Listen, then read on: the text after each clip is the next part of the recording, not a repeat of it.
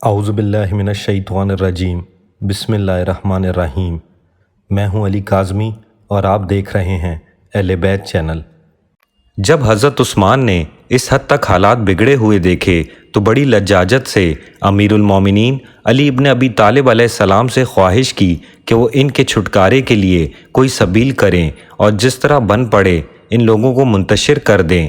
امام علی علیہ السلام نے فرمایا کہ میں کس قرارداد پر انہیں جانے کے لیے کہوں جبکہ ان کے مطالبات حق بجانب ہیں۔ حضرت عثمان نے کہا کہ میں اس کا اختیار آپ کو دیتا ہوں، آپ ان سے جو بھی معاہدہ کریں گے میں اس کا پابند رہوں گا۔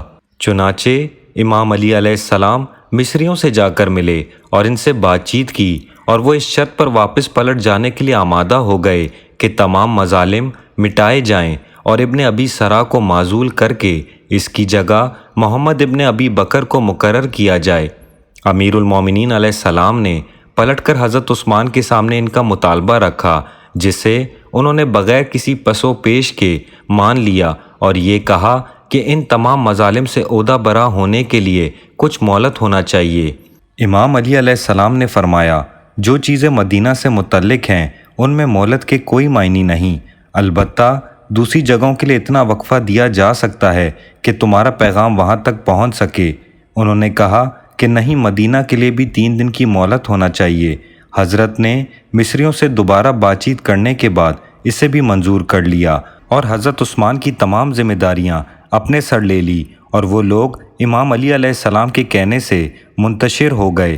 کچھ لوگ محمد ابن ابی بکر کے ہمراہ مصر کو چلے گئے اور کچھ لوگ وادی ذی خشب میں آ کر ٹھہر گئے اور یہ معاملہ رفع دفع ہو گیا۔ اس واقعے کے دوسرے دن مروان ابن حکم نے حضرت عثمان سے کہا کہ خیر یہ لوگ تو چلتے بنے، مگر دوسرے شہروں سے آنے والوں کی روک تھام کے لیے آپ ایک ایسا بیان دیں تاکہ وہ ادھر کا رخ نہ کریں اور اپنی اپنی جگہ پر مطمئن ہو کر بیٹھے رہیں۔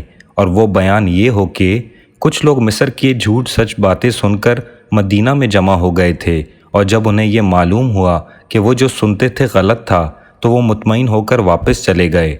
حضرت عثمان ایسا جھوٹ بولنا نہیں چاہتے تھے، مگر مروان ابن حکم نے کچھ ایسا چکما دیا کہ وہ آمادہ ہو گئے اور مسجد نبوی میں خطبہ دیتے ہوئے فرمایا، ان مصریوں کو اپنے خلیفہ کے متعلق کچھ خبریں ملی تھی اور جب انہیں یقین ہو گیا کہ وہ سب غلط اور بے سروپا تھی تو وہ اپنے شہروں کی طرف پلٹ گئے۔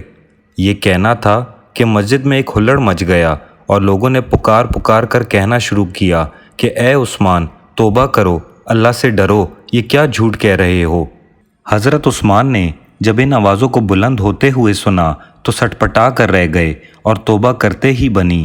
چنانچہ قبلے کی طرف رخ کر کے اللہ کی بارگاہ میں گڑ گڑائے اور پھر گھر پلٹ آئے۔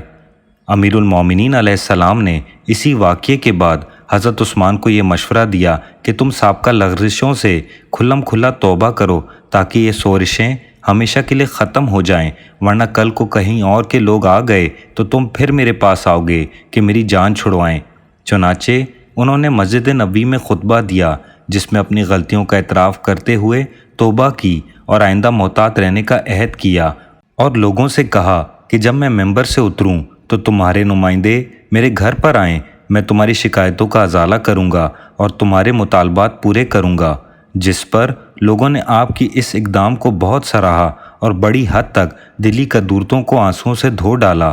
یہاں سے فارغ ہو کر جب دولت سرا پر پہنچے تو مروان ابن حکم نے کچھ کہنے کی اجازت چاہی، مگر حضرت عثمان کی زوجہ نائلہ بنت فرافزہ نے منع کیا اور مروان سے مخاطب ہو کر کہا کہ خدا کے لیے تم چپ رہو، تم کوئی ایسی ہی بات کہو گے جو ان کے لیے موت کا پیش خیمہ بن کر رہے گی۔ مروان نے بگڑ کر کہا کہ تمہیں ان معاملات میں دخل دینے کا کوئی حق نہیں، تم اسی کی بیٹی ہو جسے مرتے دم تک وضو کرنا بھی نہ آیا۔ نائلہ نے غصے سے کہا کہ تم غلط کہتے ہو اور بہتان باندھتے ہو، میرے باپ کو کچھ کہنے سے پہلے ذرا اپنے باپ کا حلیہ بھی دیکھ لیا ہوتا۔ اگر حضرت عثمان کا خیال نہ ہوتا تو پھر وہ سناتی کہ لوگ کانوں پر ہاتھ رکھتے اور ہر بات میں میری ہاں میں ہاں ملاتے۔ حضرت عثمان نے جب بات بڑھتے دیکھی تو انہیں روک دیا اور مروان سے کہا کہ کہو کیا کہنا چاہتے ہو۔ مروان نے کہا، یہ آپ مسجد میں کیا کہہ آئے ہیں اور کیسی توبہ کر آئے ہیں؟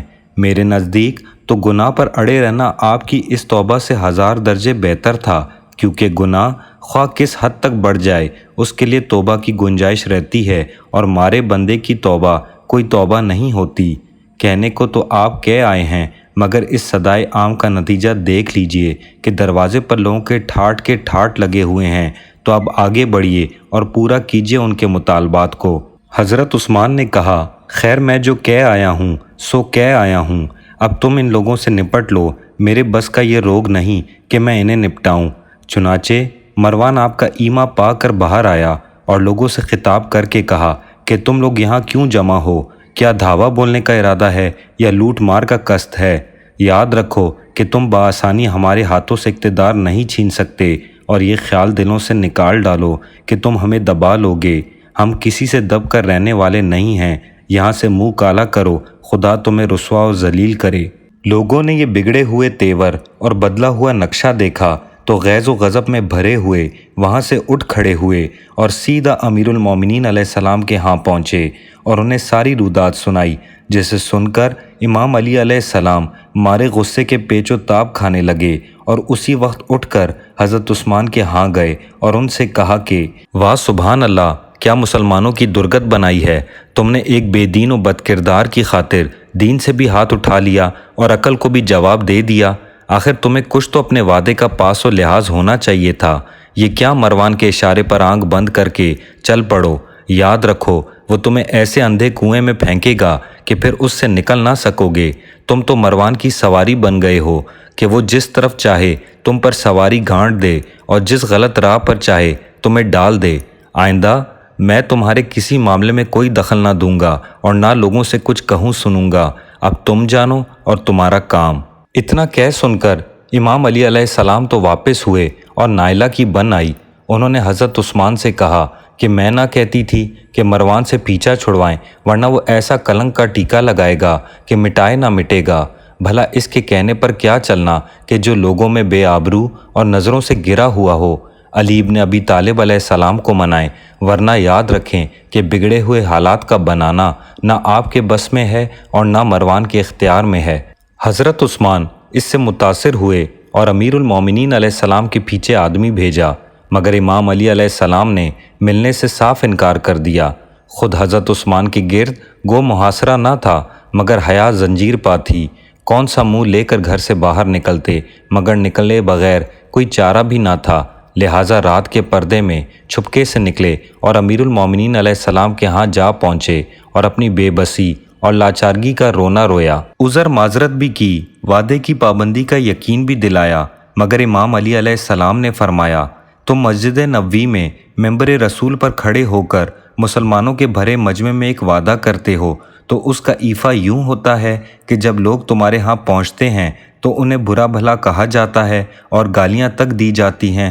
جب تمہارے قول و قرار کی یہ صورت ہے کہ جسو دنیا دیکھ چکی ہے، تو کس بھروسے پر میں آئندہ کے لیے تمہاری کسی بات پر اعتماد کر لوں؟ اب مجھ سے کوئی توقع نہ رکھو، میں تمہاری طرف سے کوئی ذمہ داری اپنے سر لینے کے لیے تیار نہیں۔ راستہ تمہارے سامنے کھلا ہوا ہے، جو راستہ چاہو اختیار کرو اور جس دھڑے پر چاہو چلو۔ اس بات چیت کے بعد حضرت عثمان پلٹ آئے اور الٹا امیر المومنین علیہ السلام کو مورد الزام ٹھہرانا شروع کر دیا کہ ان کی شے پر یہ ہنگامے اٹھ رہے ہیں اور سب کچھ کر سکنے کے باوجود کچھ نہیں کرتے۔